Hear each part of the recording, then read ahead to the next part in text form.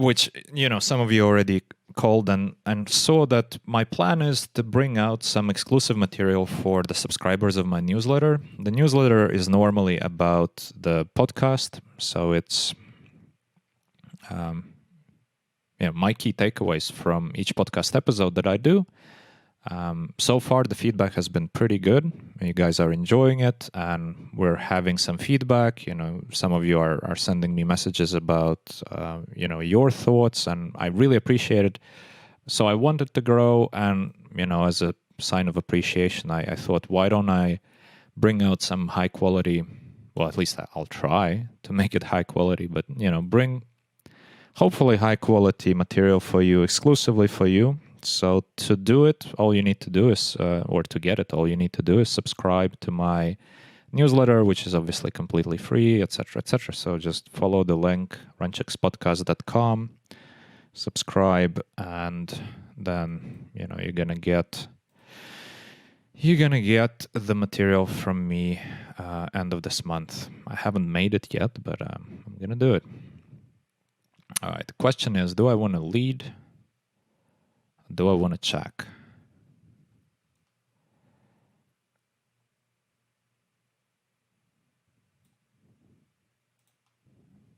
I think overall this doesn't hit our range very much. We are on the cutoff, so Suhe is supposed to c-bet a decent amount. We're not risking a check back very often, because likewise Sebar, if I pronounce it correctly, is not supposed to connect with the board very, very, very often. And now is the time to apply the pressure against Suhe. Of course, with our draws, with any overpair with the diamonds, we would have made the same play. Well, I say any, definitely not any, but, Suhe is in a very uncomfortable spot here, being in a sandwich. So overall, we're always applying a ton of pressure against him. And of course, I'm just going for value on the river. 8-6 got there, so he has to, think that, at least 8-6 should have been part of our betting range on the turn. But still, I think it's pretty hard for him to fold aces there. If he did, good for him. I will be posting the results after every session or every day in my 2+2 thread. So if you're following me there, you can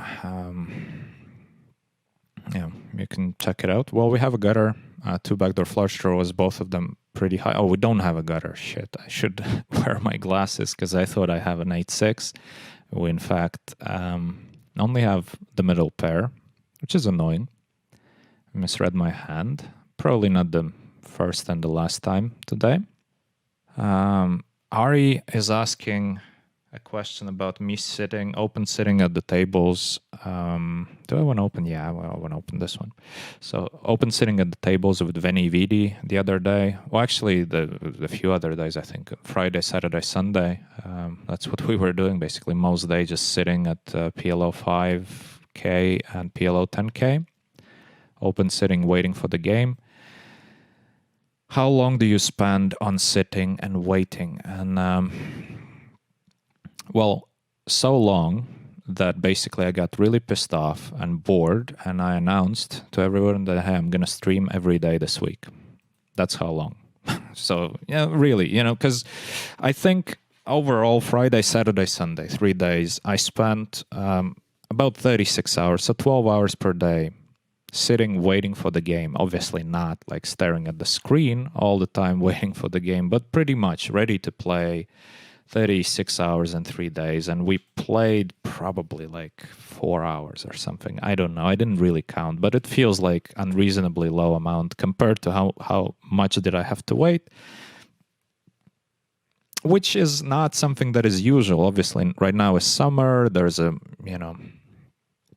more calmer period, which is fine. It happens every year. It's not really a surprise, and the games are obviously going to pick up again. But yeah, I mean, it was so much waiting that I got pissed off. And here we are. I'm streaming because this is definitely more fun than just sitting and waiting for a game to start. Now, it's interesting that our opponent c-bets on this board. We could definitely go for a raise, but I think it's going to be pretty hard for him to play in position on the turns, and I'd rather make his life very uncomfortable.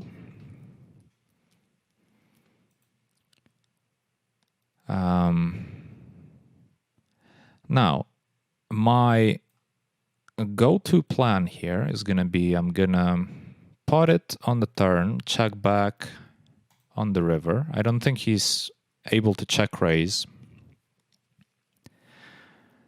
I don't think he's able to check raise here, especially we blocked the straight flush. Oh yeah, hit the reel was chasing the leaderboard. Yeah, these things have. I mean, I remember in a year when I was doing my Supernova Elite, chasing the Supernova Elite towards the end of the year, burning out and still chasing it. I made quite a few. Well, there were quite a few sessions where I definitely didn't play good, and my win rate wasn't too good, and definitely didn't make good bankroll decisions either. So these things happen. You know, you get your judgment clouded by chasing something. Now, so Raskolnikov calls, which is interesting. I mean, we have a deuce, we have aces. Like, he probably has kings as such. Some such thing. How can we extract the maximum here? Well, I guess we need to keep betting. Okay, well, let's check the stack sizes first. As you see, we have a shorter stack on the big blind. And, you know, that being said, I still want to actually isolate. And we can call an all-in, if somehow three-way all-in happens. The worst scenario for us is obviously if there's a 4-bet from this player outright, but unfortunately that doesn't happen. We're super deep with Sebar. He's supposed to hit this board quite often. I have an open-ender on a flush draw board, on a two-tone board. I don't think there is a good reason for me to bet here. First of all, on the board with my range, second with my hand. Obviously, now that I have the nuts, more than happy to bet now. Hopefully, Hazel bets, but he doesn't.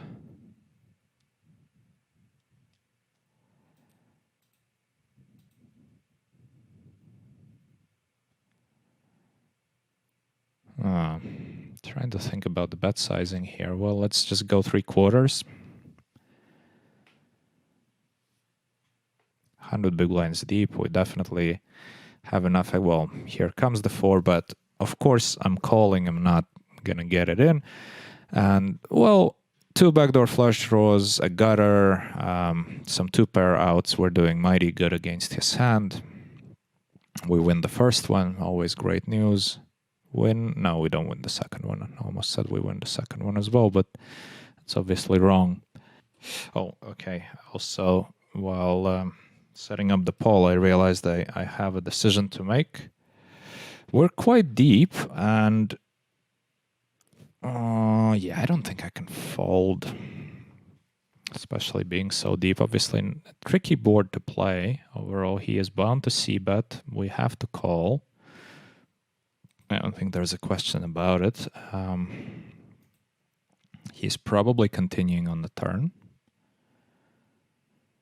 with a pretty high frequency, and we have a difficult decision to make. We do. And he's bound to continue on the river very often as well. And I think, I mean, obviously pretty hard with us not blocking the clubs, but I don't think the clubs are the main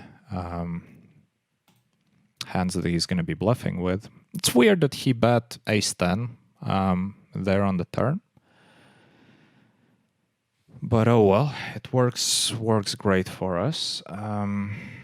Anyway, I want to remind that I'm going to be creating some exclusive material for Ah, man. So he opened early position, and the board comes king high. Can we pot get it in here? Is the only real question. Or can we pot fold? Can we check? Let's just check. It's going to be really hard to play on turn river. Not when we hit a pretty good card for us and for our range in many ways as well. I don't think he's going to be bluffing very often, so when he bets, I think he's going to be skewed to value a bit. I don't see a reason to bet myself. Well, he goes for pot. This is surprising. I wouldn't expect that very often. Definitely calling. And yeah, definitely going for value here. So yeah, participate in that poll. Let me know what you think. And also just a reminder. So yeah, I'm going to bring out exclusive material like higher quality video of sorts by the end of this week, exclusively to my newsletter subscribers. The newsletter in general is about my podcast. I try every week to send out a letter with my key takeaways from each episode that I do. So far, the feedback has been great.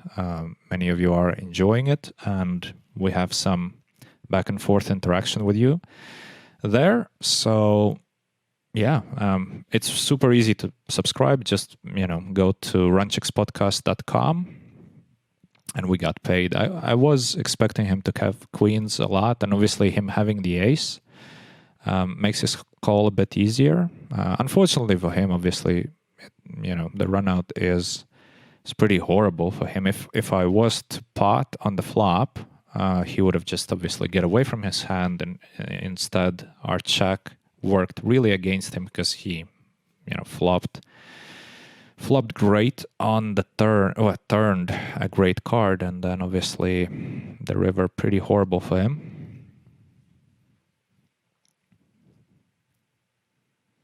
Yeah, and Robbie Expert, thanks for putting out that exclusive command. That is what I was talking about, and you guys can go there and subscribe. Super easy. It's obviously all for free. There's just subscribe, and well, you're going to be receiving emails about the podcast from me, and by the end of the month, a link to an exclusive video, which is not going to be posted anywhere publicly. It's just going to be just for the subscribers.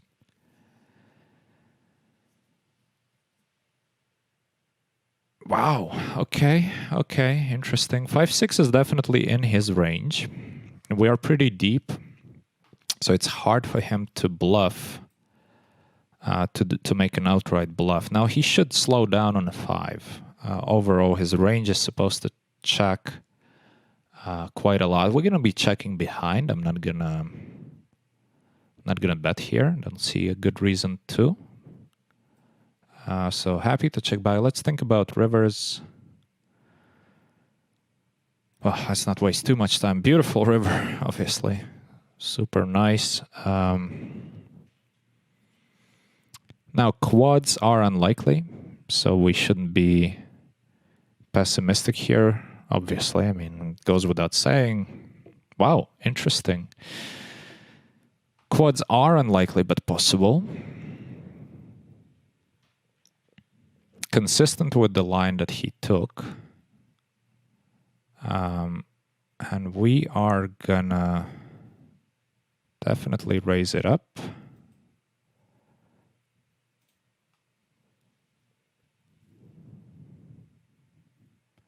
Now a shove would really suck.